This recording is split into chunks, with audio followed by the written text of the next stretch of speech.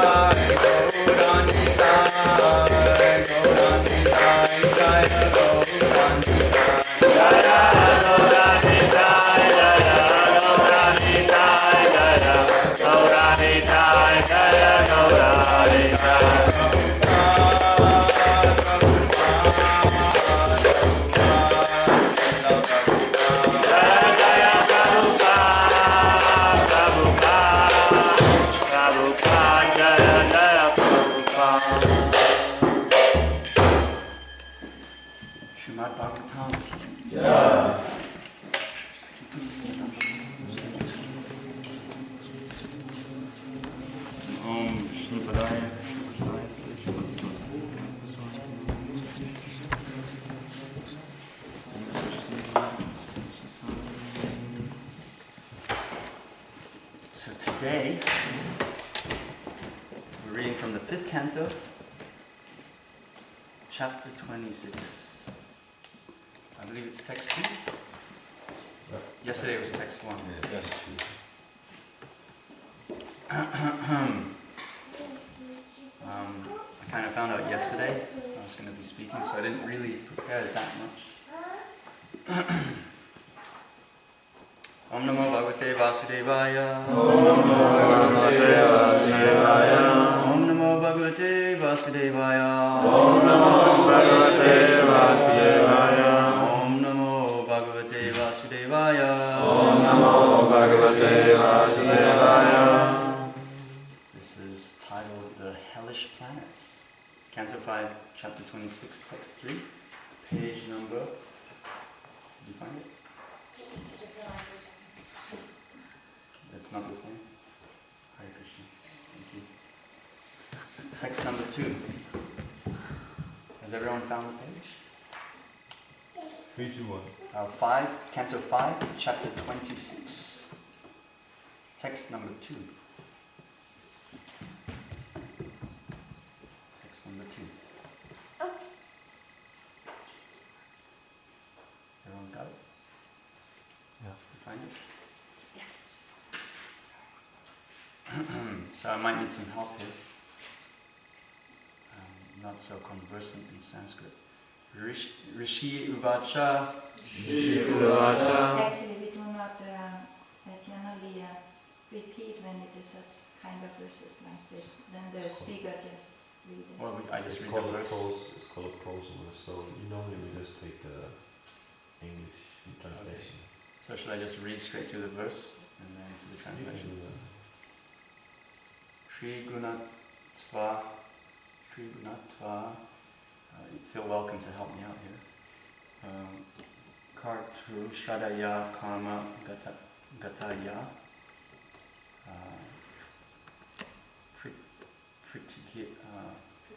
Pritagya vidhag sarva eva sarvasya taramatmanye bhavati. No, we don't do the word for word? Yes. Okay.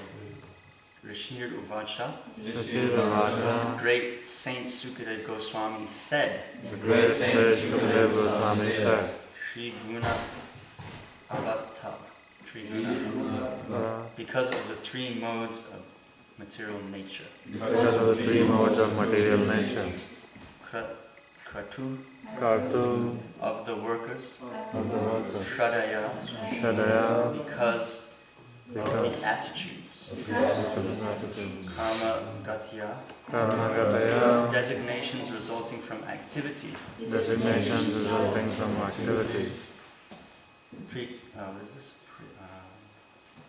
Prita, Pritak, different, different, Vidyaha, Vidaha, varieties, varieties, Sarva, Sarva, all, Eva, Eva, thus, thus, Sarvasya, Sarvasya, of all of them, of all of them, Taramatnyanye, Taratne, in different degrees, in different degrees, Bhavanti, Bhavanti, become possible. become possible. Translation by His Divine Grace Desi Bhaktivedanta Swami Srila Prabhupada. The great King Sukadeva Goswami said, "My dear King, in this material world, there are three kinds of activities.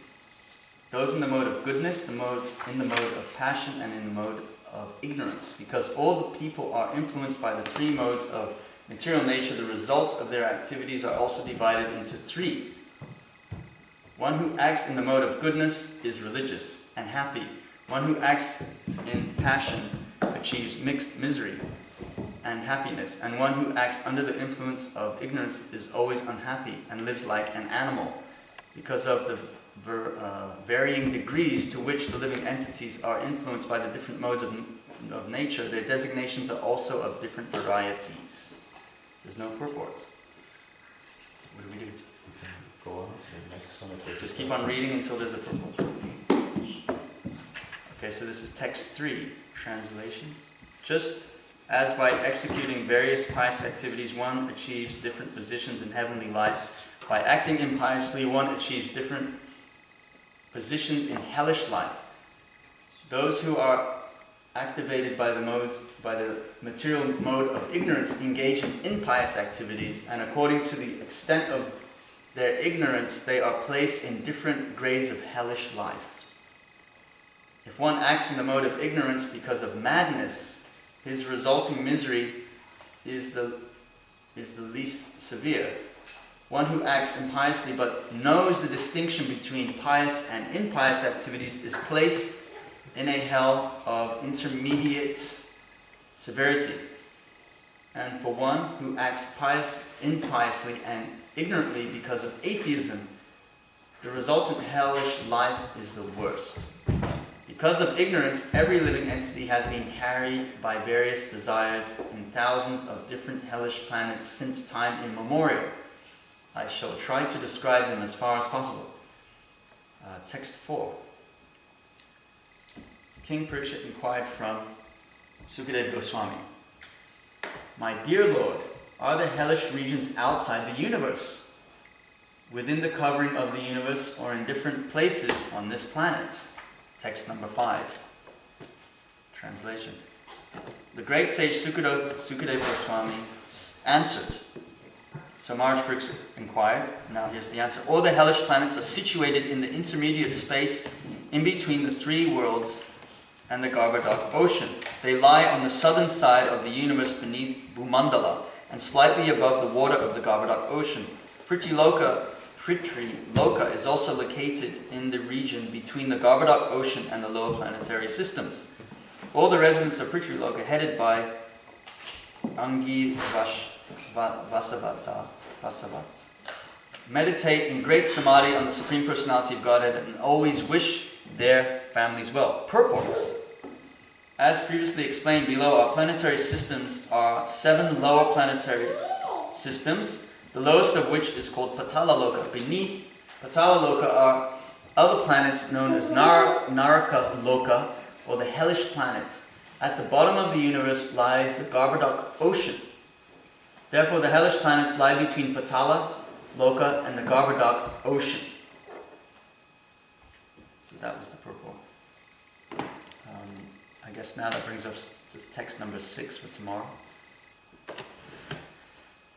Om Jnana Tumyandasya Gyananjana Salakaya Chakshurum Meditam Yena Tasmai Shri Guruve Namaha Vanchakopa Trupyasya Kripa Sindhubhya Cha Patitanam Pavanebhyo Vaishnavebhyo Namaha Jai Shri Krishna Chaitanya Prabhu Nityananda Shri Advaita Gadadhar Shri Gaura Bhakta-vrinda Hare Krishna Krishna Krishna Hare Hare Hare Rama Rama Rama Hare Hare. Wow, this is a pretty heavy section of the Srimad Bhagavatam. Srila Prabhupada was in Johannesburg, South Africa. My father was there, and some other devotees who were instrumental in starting the Hare Krishna movement in South Africa. And at that time, Srila Prabhupada was translating every night. He would translate early morning hours. And the BBT had sent him the 5th canto. There's a very famous picture of Srila Prabhupada sitting at a low desk, with like an orange checkered floor, and with this smile on his face, or like a laugh, because he's looking at the pictures. There's a section with, it shows, yeah, here it is, like the different resulting reactions one gets for different sinful activities. And he was kind of like laughing at the, or kind of expressing some happiness at looking at and seeing the artistic depictions of the hellish conditions. So, I don't really know so much about hell. I'm sure I've been there in a previous life, but the Bhagavatam has a very clear, explicit guide on what happens to who if they do the following. And the following is quite in detail described. I read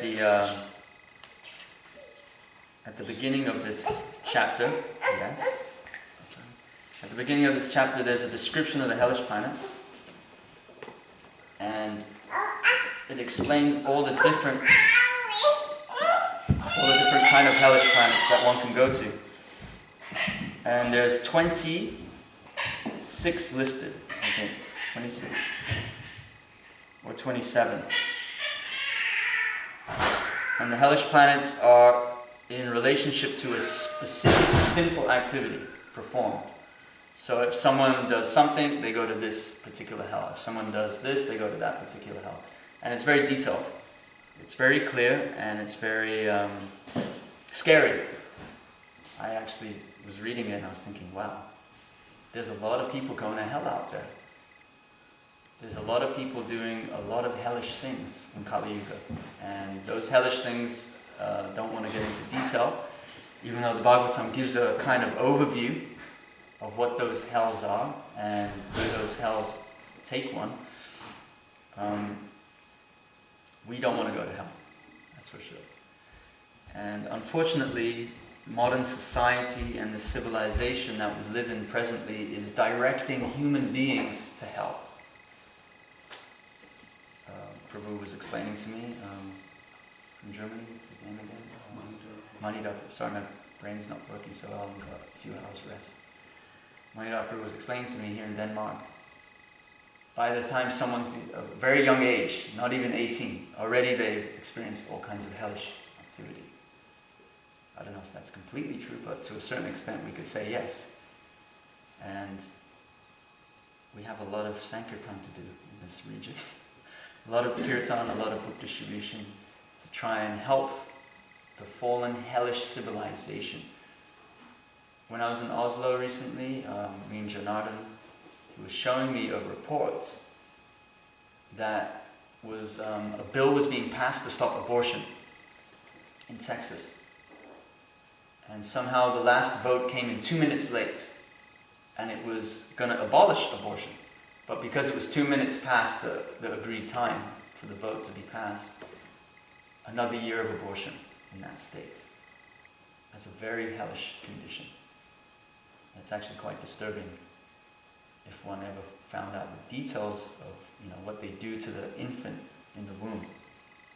Just for me, hearing my daughter cry, it's a little upsetting. But what to speak about if you knew about a child in the womb, your parents could kill you like that without even thinking twice. Because there's such man-made hellish laws that the government have passed. There are many. Slaughterhouses, for example. Legalized prostitution, legalized drug abuse. It's actually quite hellish to think about it. What's really going on in modern civilization. So Bhagavatam gives a clear direction, even exactly the address of hell. What was it saying in the purport here? At the bottom of the universe lies the Garbhodak ocean. Therefore the hellish planets lie between Patala and the Garbhodak ocean. There's a map. There's a universal map. There's a picture of it here also. If anyone's very scientifically inclined, you can really get into it. If NASA was spending their money in research for understanding the Bhagavatam's explanation, then they'd have a very clear understanding exactly where everything lies in the universe instead of their speculation. So there's different kinds of hell. Recently in India, there was a torrential downpour. The monsoon came early. The monsoon comes at a specific time. I think it was 2 weeks earlier than it was scheduled. Usually it comes around July, the beginning of July, around Rath Yatra. But it came 2 weeks earlier, so there was an intense downpour. And thousands of pilgrims, they estimate hundreds of thousands, were trapped in these holy places of pilgrimage. Specifically Kedarnath, which is the place of Lord Shiva, Badrinath. Kedarnath got the worst damage. They estimate at least over 800, 1,000 people were submerged in mud. That sounds like a pretty hellish condition. But fortunately for them, they were on pilgrimage and in a holy place. So they get liberation from the material world. But we see all kinds of hellish conditions in the world. Man-made wars, man-made famines, catastrophes. Through history, there's very clear indication of these things happening. Famines, disease. So we think these are hellish things, very kind of hellish conditions. So even in earth, one can experience a kind of hell. I went on the folio quickly in between japa and Guru Puja, and I typed in hell. There was something like 500 hits came up. And Srila Prabhupada said, I think this was in relationship to London, hell is where the sun doesn't shine, where it's cold and there's no sun. That's hell. And I guess we can experience some of that on the Earth planet in certain regions. It's pretty hellish. Prabhupada compared London to hell when he arrived. I think the news reporters, there was I didn't get into the conversation too much because time was running out. But I believe there was an incident where Srila Prabhupada was asked by the news reporters, what do you think of London? He said, I think London's hell. And why have you come here? I've come here to take you out of your hellish condition of life. So these you can say are more external kind of hellish conditions, like Second World War, the concentration camps. Even for a soldier to be in battle can be very hellish, killing other people, living in the muddy trenches. There was a book written just not too long after the Second World War by one of the survivors, and it was titled, Hell is Other People. Hell are other people. Sometimes people believe that being around other people is very hellish. That gives inference to another kind of hellish condition. So they're thinking, okay, we're in one kind of hell, let's go to another hell, another hellish condition, to be free from that hellish condition, which you can say is the topmost hellish condition, which is impersonalism. Srila Prabhupada compares that to like the most hellish condition. Especially like it was saying in the previous verse, just to summarize it, that those that are in ignorance and commit like a crime, the punishment is less than if you are conscious and aware of the condition and you violate that law. Does that make sense? Was it? I think it was number 5. Number 6. Let's find that text and read it again. Just as by executing various pious activities one achieves different positions in heavenly life, by acting impiously one achieves different positions in hellish life. Those who are activated by the material mode of ignorance engage in pious activities, and according to the extent of their ignorance, they are placed in different grades of hellish life.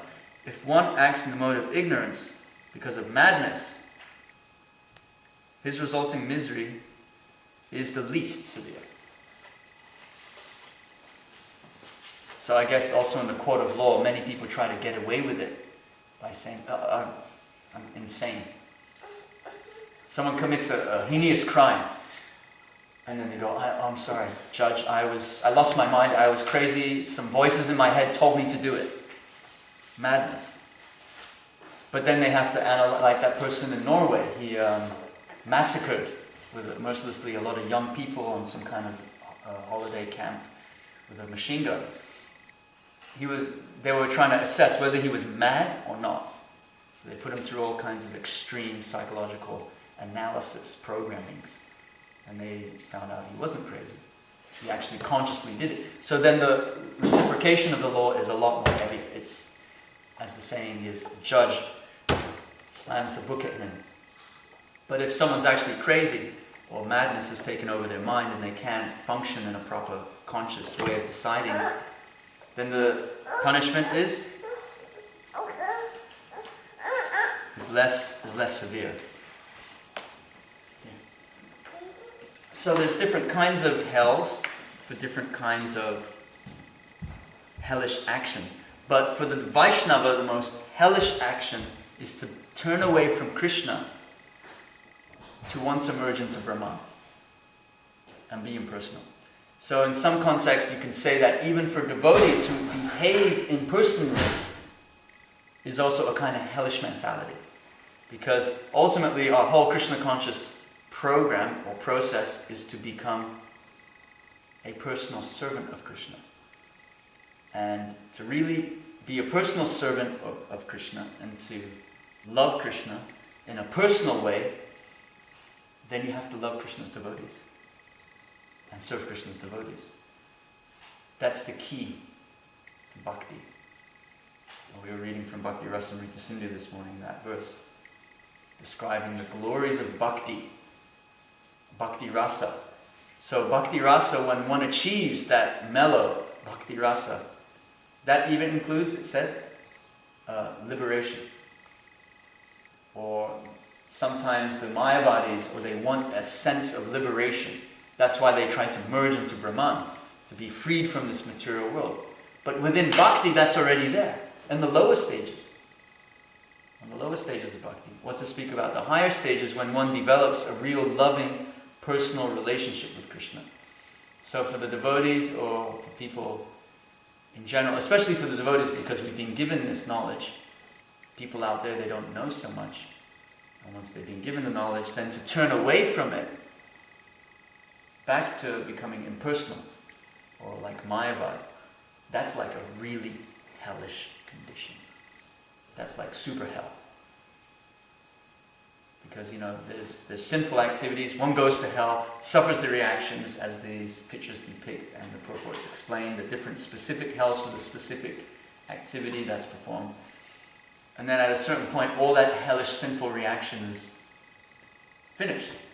And then the soul is given another chance again to take birth again, but we don't want that chance to go through the 8,400,000 species of life again till we come to the human platform.